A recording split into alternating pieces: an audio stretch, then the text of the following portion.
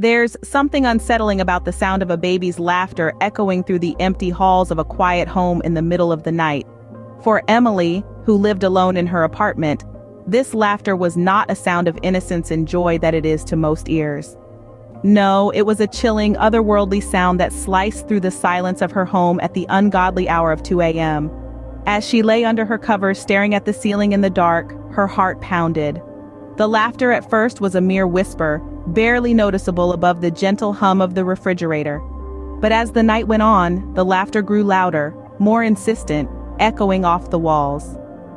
Emily tried to brush it off as a figment of her imagination, a trick played by her mind, perhaps induced by the profound silence of the night. But the laughter was relentless. It grew louder until it seemed to engulf her entire apartment with its noise. With trembling hands, she reached for her phone, her fingers stumbling over the cold screen in the darkness. She dialed 911, whispering her address into the receiver with a voice barely louder than a breath.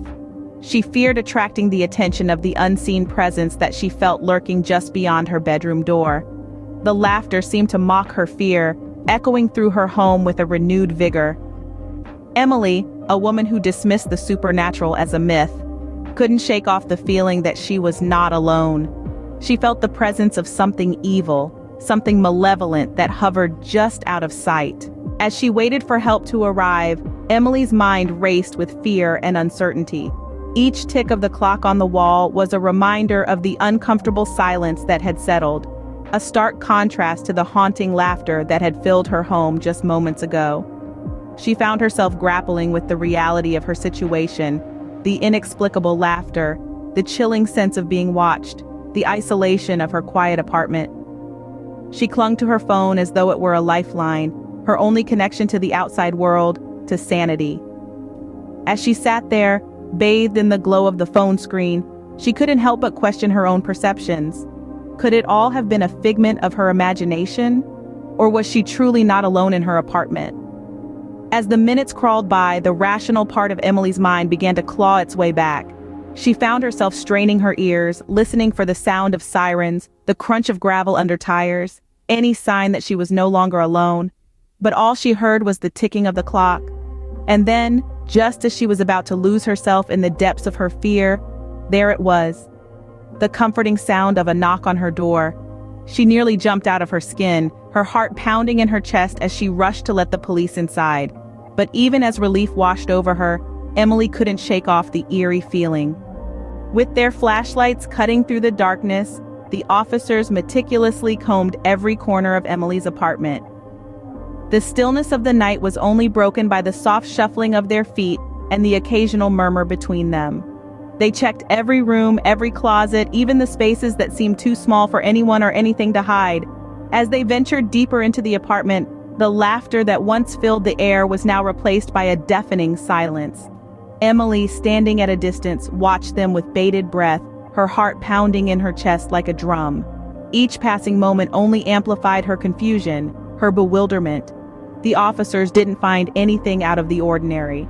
No signs of a break-in, no trace of an intruder, no evidence of any foul play, just an ordinary apartment, untouched and undisturbed. They even checked the kitchen, the source of the laughter, but found nothing. The refrigerator hummed in the background, oblivious to the tension that filled the air. Emily's mind was a whirlwind of questions. If there was no one, then where did the laughter come from? Was it all in her head? A side effect of the late-night solitude? Or was there something more, something she couldn't see, something that defied explanation? The officers offered words of reassurance, logical explanations, and promises of a routine patrol around the area.